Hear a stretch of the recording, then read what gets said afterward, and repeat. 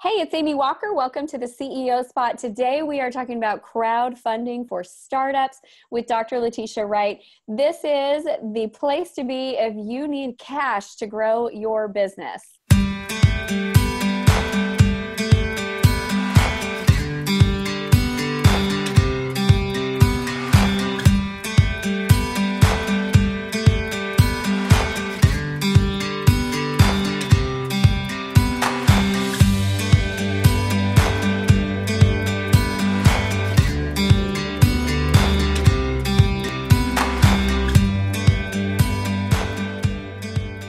Dr. Wright, thank you so much for being here today. We're excited to, I don't think any business owner is going to be sad to not have more money coming into their business, right? So We're excited to have this conversation and get the cash flowing so we can take our ideas and make them happen. And I just really appreciate you taking the time to be here with me.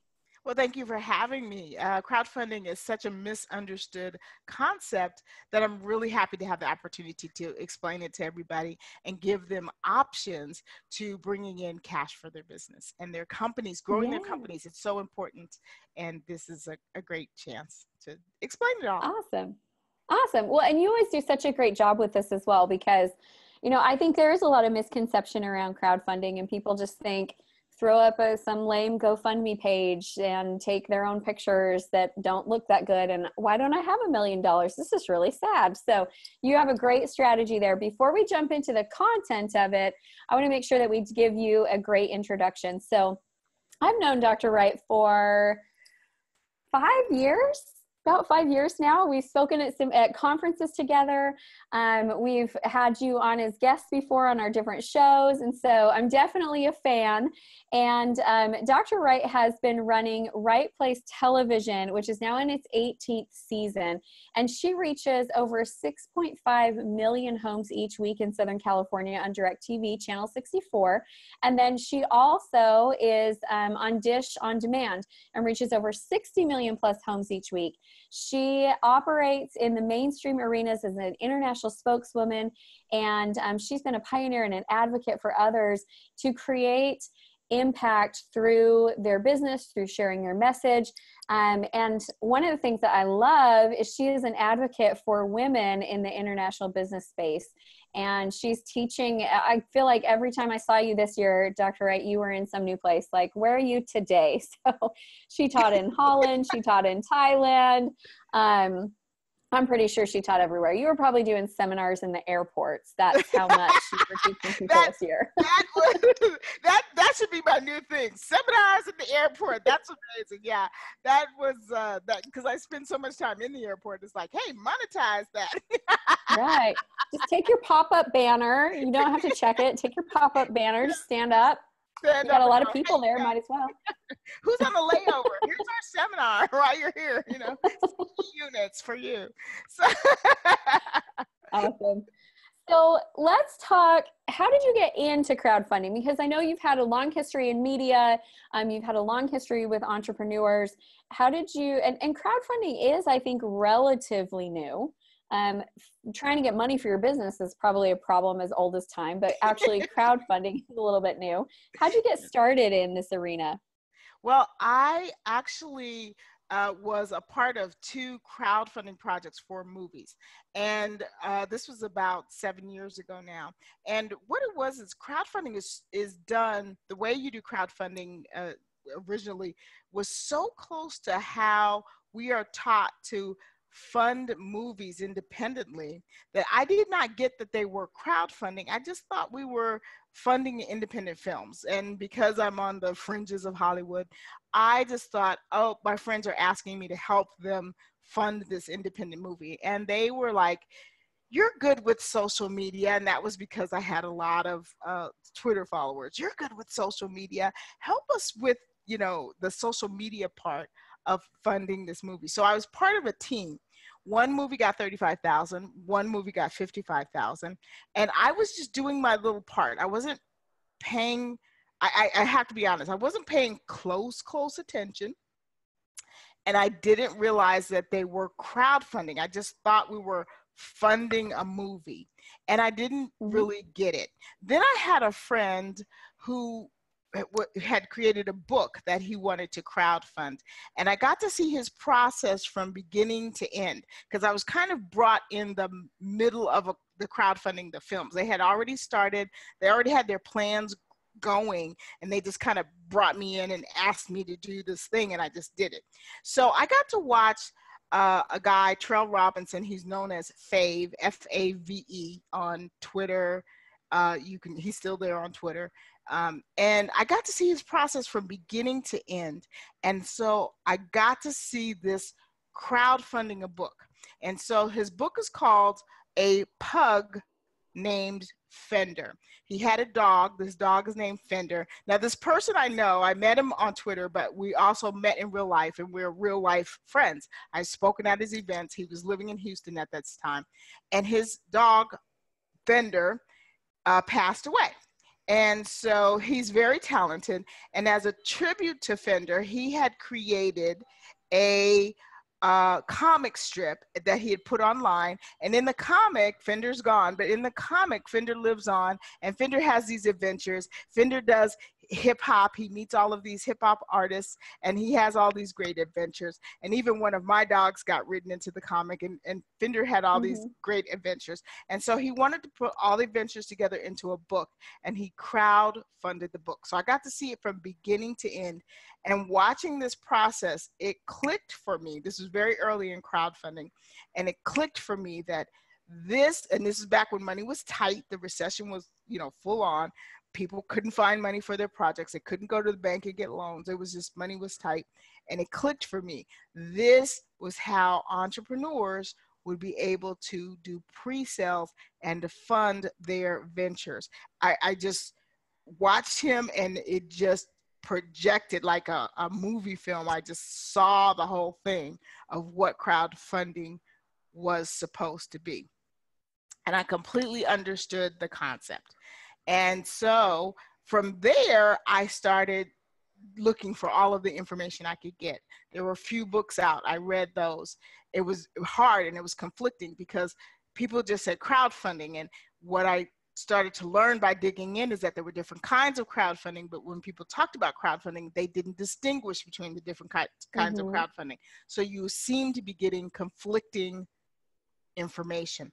So I kept digging, and and the rules were very flimsy. There weren't a lot of laws out there. And then, so I kept digging, and I kept digging. And so then I put together a crowdfunding project of my own for my own book. And it was very successful. I raised $6,700 in about 30 days. And so I, did that project. I also went to a couple of friends. I went to 10 friends, and I said, I would like to crowdfund their business. So my pitch was, hey, Amy, we're friends. You know me. I want to crowdfund about $5,000 for your business. This is new, Amy. I don't really know what I'm doing, but you trust me. I'm not going to rip you off. I'm experimenting with this crowdfunding thing. Would you let me do it? And so my friends were like, okay, sure. And so these friends that trusted me, let me crowdfund for their business. 6 of the projects were great, and they were successful. I learned a whole lot. And being a physician, I took meticulous notes as to what I did for each person, what worked. 4 of them were horrible. They crashed and burned. You can still see the smoke from here. And I learned a lot. I learned a lot from that too. And then I, took what I did and started, working with other people, redoing projects for myself. And I started teaching it at the Small Business Administration. And I just started showing other people what I was doing. And so that's really how I got started. But it was from doing and not just the head knowledge. And so when I sit and talk with other people, I can really tell who's just talking about it versus who's actually done it. Because, I would see people say, oh, Kickstarter checks you out and they do this and they do that. And it's like, no, they don't. It's wild, wild west out there. So consumer beware, there's a lot of things happening. And so I can really tell who's coming from vast experience, who's done one project and they're teaching you from the one successful project. Like I could have said, hey, I raised $6,500, $700, and I could have taught from that one project, but it would have been very limited knowledge. But I've worked with all kinds of people. I've helped people raise millions of dollars. And so I have a wide range of knowledge that I come from. And so I work with a lot of different people now. So let's kind of start off with, what are the different types of crowdfunding campaigns? You mentioned there's different types of campaigns and people don't distinguish a lot, but let's kind of start with that. So when there's crowdfunding, there is different types. And so when I say different types of crowdfunding, I'm not talking about websites. I'm talking about the kinds of crowdfunding. So there are over 2,500 different crowdfunding websites. That's not what I'm talking about. I'm talking about equity crowdfunding is one kind of crowdfunding. That is where you are selling shares of your company. You're bringing in investors. And even within that, there's 3 or 4 headings under that, different ways you can do that. There's a type of crowdfunding called subscription crowdfunding, which is really great. Anybody can do that. There are pre-sales type of crowdfunding. That's where you get the Kickstarter and the Indiegogo. There's a type of crowdfunding that is done in partnership with the government. Very few people can do that, and so I don't teach a lot of that because that's very special circumstances, and the government has to participate with you. There's charity crowdfunding, so there's special strategies if you are a nonprofit or a not-for-profit that you can use that work for nonprofits and not-for-profits. They don't work that well for a for-profit, and quite frankly, I see many for-profit businesses trying to use nonprofit crowdfunding strategies, and that's why they fail. They work for nonprofits, they will not work for for-profit. So they're separate strategies. And so when you look at the strategies that work in one area, they do not work in one area, and some of the laws that are in one area are not in other areas. So you need to know the different types of crowdfunding, what works for your business model, and then put them together and make the right choices. So it's always strategy first, and Indiegogo and Kickstarter are not. If that's all you know, you haven't given yourself justice. You haven't given yourself enough options in the crowdfunding, area. So what are the types of projects or business opportunities that you see entrepreneurs going after crowdfunding for? Everything. I mean, you can really, there really isn't anything that has not been crowdfunded as of yet. I mean, when it comes to business opportunities, when you think of crowdfunding, you have to think of it as an umbrella of different types of things. For instance, the cryptocurrency and Bitcoin, the financial part of it was built on crowdfunding principles. That's how Bitcoin got funded. That's how every cryptocurrency is funded, through crowdfunding principles. They're just crowd-funded money. So when you think of it, any business can use a crowdfunding strategy inside their business. They don't have to. They can use different ones at different times. You can use more than one. You can crowdfund more than one time. You're not limited to it. It just has to fit, again, it just has to fit your business model. Not everyone wants an investor, but some people do want investors. Well, you can, use a crowdfunding strategy to bring in investors. Not everyone wants to pre-sale, but pre-selling is a great way for you to figure out if people really want what you have. If you're trying to sell this pen and you don't know, this is my massage envy pen, but if you don't know if people want this pen, it's a great way to find out before you manufacture 10 million of these pens, can you sell 1,000 of them? That's a great proof of concept. If you can't sell 1,000 of them, you might want to say, maybe this isn't a product, or figure out why. It could be you're selling to the wrong market. Maybe this is a mommy pin and you're trying to sell it to guys. Okay, you've got the wrong market. Maybe it's the wrong color. It's a mommy pin, but mommies don't like purple. So something has to be fixed. Maybe it's your marketing. Maybe just something has to be fixed, or maybe it's a product that shouldn't be on the market. But before you spend all your money making all of these, wouldn't it be good to know that? So crowdfunding is a great way to figure out if your product is on point before you spend up all your money. So it's a win-win situation. Even if you fail at crowdfunding, the feedback is excellent because it could save you so much time and money on a product that is a no-go. Mm. You know, one of the things that I know you and I have talked about, although it's been a while, is that a lot of people think of crowdfunding as free money, and they're going to be able to run a successful crowdfunding campaign without putting money in. And that's not really accurate. So what should people expect?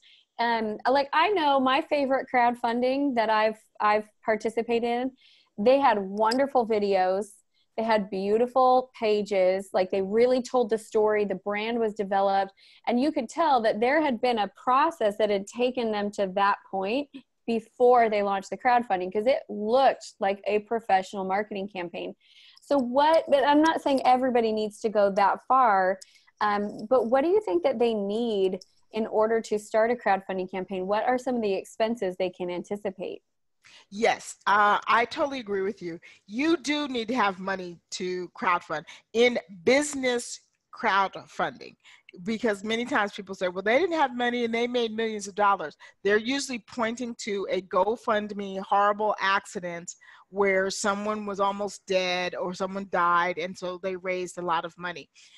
The PR that they got from the news carrying the story was millions and millions of dollars of PR, free PR that they got.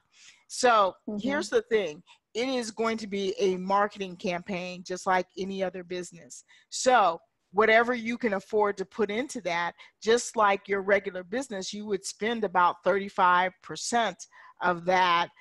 You know, you would spend 35% of your marketing budget to bring that in. So 35% of whatever you want to bring in. If you want to bring in $1 million, you better be able to spend $350,000 basically. So you've got to have a budget to bring that video, to make the pages, to make things look great. And the more money you want to bring in, the higher your marketing budget. It's business. Business crowdfunding is business. You do need to have some money. And so when I work with people and they're like, well, I don't have any money, and then business crowdfunding is probably not for you. You absolutely do need a budget in order to successfully business crowdfund. You have to be able to put it in front of people. You have to be, even if you're going to get investors, you can't get investors with $0. You have to be able to create materials to present in front of your investors. You have to sometimes be able to travel to investors. You've got to go to them and go to their meetings. Well, guess what? You've got to go to the cities to where they are. Luckily, I live in the Los Angeles area. There are a lot of investors in Los Angeles, but guess what? There are a lot of investors in Silicon Valley. That's Northern California. There are a lot of investors in San Diego. There are a lot of investors in New York. You have to go to where Austin, you have to go to where the investors are. And so you do have to have a budget. You do have to develop it. You do have to get to where you are. And so you have to invest in your own business. People need to see that you've put some skin in the game. If you expect to make money and you've spent $0 on it, your expectations are off. And so business crowdfunding for your business, you have to be able to put some money into that project. Whoever has sold people on, you don't need any money to grow a business, has done a really good job, because we've got all these people walking around who really believe they can grow a business without putting anything into it. And I really hope to break that fallacy, because you and I both know the people who are out there making money and killing the game have put money into their business. Money, not sweat equity, money. Right. They're well, and I bootstrapped my business, which means, bootstrapping, if you haven't heard that term, or viewers, it means that I didn't start with a nest egg. But let me tell you what I did.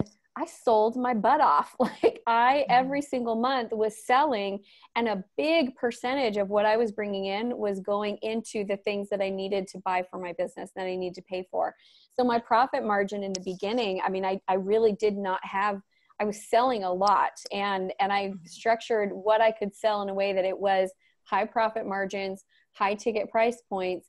And from the very beginning, I was selling $10,000 to $15,000 a month, but the majority of that money, I might have been taking $1,000 to $2,000 a month to actually cover my expenses. The rest of it was going into paying for the things that I needed for my business. Right. So, you know, even bootstrapping, which is you don't have a nest egg, you are hustling and you're selling and you're working really hard. So I do think that we need to have realistic expectations that it takes money. You know, my first year of business, I had to do branding. I had to build a website. I had to build some landing pages. I had to get my software in place. You know, there just are expenses. So whichever way you go, it's not about a free path or a, you know, no risk path, because that doesn't really exist in business. It's just, I think, about finding the right path for your business. So, and I think people get confused even about the bootstrapping, because people will bootstrap. They'll go out there and sell the 10 to 15,000, but then what they're doing is they're spending the 9,000 instead of right. putting the 9,000 into the business. You know what I'm saying? It's so they're turning that dynamic around. They're spending 1,000 and then 9,000 is going into their pocket. So you can't do that. You have to be extremely disciplined and understand the plan. So if you're listening to the show, rewind that little section and listen to exactly what she said. Like, really listen closely to what she said. She said it really quickly, but you know, you can do that. You can bootstrap, but you've got to be able to sell. Most people can't sell. Most people are like, I don't want to sell. And oh my God, if you can't sell, don't start your business. Go out there and learn sales. If you own a business, you are in sales. And if you don't like that fact, don't have a business. That's my opinion. Don't do it. If you can't sell, don't do it. I wish I had figured that out much earlier in the process. Now, you know, I can sell. I can, you know, my goodness. Yeah, I impress myself, but, but I wish I had learned that skill much earlier in the process, you know. So if somebody's listening, they're saying, okay, I do want to, you know, I get it. It's going to take work. It's going to take some money, but this really seems like the right path for me. I've been wanting to start crowdfunding. What are like their first 3 action steps that they need to do? So the first 3 action steps that you do need to do with crowdfunding is you do need to figure out and understand what your business model is and what you want out of it. Are you thinking about pre-sales? Are you thinking about bringing in an investor? Are you thinking about doing something that will create massive subscriptions? Those are the 3 big areas that will very quickly bring a lot of money into what you're doing. Once you've figured out what those 3 areas are, then you can begin to look at which websites, because there are different websites that do that. The websites that bring in investors are very different from the websites that do pre-sales, are very different from the websites that will help you bring in subscriptions. So then you need to understand how they work, the rules that go with each, and make sure that each of those goes with your business model. You must have a business model that matches those. So strategy first, then you can figure out the websites and how to do them, and then understanding the principles. You know, the tactics, what to do and how to do. But I think matching what's your goal, what's your outcome, what you want to make happen first, then you can figure out which vehicle will work best for you, and being very clear about that. Then you can put together a team that can help you. You know, a team, you do need a team. Crowdfunding is not a solo sport. So you want to put together a team. You may have your in-house team, your business, your company may have people inside that can already do the things that you need to do. Or you may have a very small team and you may need to add people temporarily to your team in order to complete your crowdfunding project. There are also companies that can help you do that too. There are plenty of companies that can help you, more than happy to help you market. They cost. Some people will work with you and you can work out some sort of payment system, commissions and all that kind of thing. So you can figure out the cost factor. Some people will work with you for free. It's, whatever you want to work out. And everything is not a reward factor. Everything is not a commission factor. Again, you can make it work for your situation, but you need to understand what you're trying to get out of it first before you talk with anybody, bring anybody in on the plan. Understand what you want to get out of it. That's just good strategy 101 right there, because I see a lot of people go out and they start hiring folks to produce for their company, and they hired somebody that doesn't do what they actually needed, but because they didn't know exactly what they needed, they got the wrong fit and they don't know for months and thousands of dollars down the road. So great tips. Okay, I always like to ask, if you could give your new entrepreneur self one piece of advice, what would it be? Learn how to sell, be really, really good at sales, and only take advice from people that you are very clear have done it. All these people coming to you talking about, I can help you take your business to the next level. I remember, especially when my TV show was coming up and there, it was really hot, and people were like, I can help you take your TV show to the next level. Had never done anything in TV. And I would be like, I don't think so. I want to hear from somebody who's done something in TV. You've never done anything in TV. People who are trying to convince you that they can take you to the next level, who have never done anything in your area, they can't. Okay, they just can't. There are so many consultants who have done stuff in your area. Work with them. There really are. Now you can have more than one consultant. You can have a consultant that works on a small piece that they're excellent in that you need help on, but stop going to people that don't know what they're talking about. Stop going on Facebook and going, hey, what do you guys think about this? And getting all this input from people who don't know their tennis shoe from their high heel. And I'm putting that nicely. So, well, and let's be clear too, anybody can take a picture of themselves next to a Porsche or buy a stock image of them on the beach, right? Sometimes I watch these ads and I just think, what are we, I don't comprendo that. It doesn't make any sense to me why we're looking at people, and if they have stuff, how much debt do they have? I don't know. I want to know what the business is actually producing, not how much they travel and how much they spend on this or that. I think we've got to be really wise and careful about this shiny object. Shiny object consulting, and look at the people's lifestyle. I mean, I do travel a lot, but you know what? I don't spend a lot on my car. I mean, people laugh because I drive a Prius, and it's like, hey, what some people spend on a car, I spend on hotel rooms. That's the upside. I like to spend money on travel. I don't really care about driving a fancy car. I do care about room service. So, we all, we have to pick our thing. Everybody has to pick their thing. So, that's it.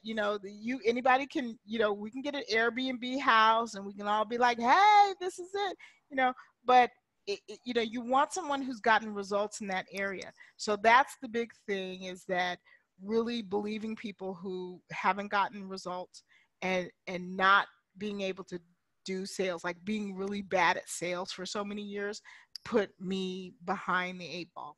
So now I am really good at sales. I have no problem with, my brand has always been a premium brand. I have no problem with being, a high-end brand. I believe in bringing a high-end brand. I'm not a Walmart, I tell people straight up, I understand if, I'm not in your price range. I don't have a problem with that, but that's just not, where I am. So if you need Walmart, yeah. So I tell my clients, if you work with me, I'm going to turn you into a Nordstrom's brand. You're going to have to raise your prices because, you just can't out Walmart. You cannot Yeah. be the low price leader. You're not going to make it. It's the hardest place to compete for is the least expensive, because your audience is not loyal, and they will go anywhere that charges less. So it's the hardest place to win, is being the least expensive. All right, well, we're about out of time here. I do want to add in one lesson that I would give myself that I think relates to this conversation, which is it is okay to spend some time before you jump into entrepreneurship, learning how to expand your thinking.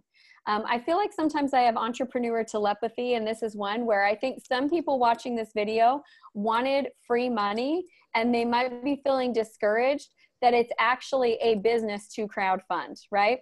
Yes. And what I will say to those of you is your thinking isn't big enough yet, and that's why this is throwing you off. That's why it's discouraging. You haven't learned how to think big enough yet. And I'll be really honest with you, it took me time, and it took me energy, and it took me reading books, and it took me working on learning how to think big enough, because I didn't come from that type of a background where we came up with big business ideas. I didn't. I came from the kind of background where we eat macaroni and cheese, and we drive minivans that your daddy bought for $1,500, and you're going to drive it till it dies, right? So I get it if that isn't coming naturally to you. It is okay to spend some time developing your entrepreneur mindset and go be an independent contractor, work inside of someone else's small business so that you can learn and watch. Before I started my company, I spent a couple of years going through someone else growing their coaching and consulting company to a multi-million-dollar company. I spent 2 years worth with them learning to think bigger and getting that process in place before I went out and launched my own company. So don't let it be discouraging. Just recognize I got to work on my mindset. If that feels like a letdown to me, that I'm going to have to work and have strategy and have money in order to crowdfund, because that is the way that business goes. So that's my advice I would have given to myself in the beginning, is work harder on your mindset earlier so that you can start thinking bigger faster. Dr. Wright, thank you so much for being with us today. I really appreciate your time and your expertise as always. And for all of our viewers, if this is your first time to the channel, make sure you subscribe, because we've got great interviews that we bring to you. Plus I give you business tips as well. We would love to have a comment. So tell us what you think. What are you working on? What are your crowdfunding dreams and projects? And if you haven't yet, make sure you join our private Facebook community, the CEO Spot, so you can continue the conversation with other like-minded entrepreneurs. We hope you all have a wonderful rest of your day. Thanks, everybody.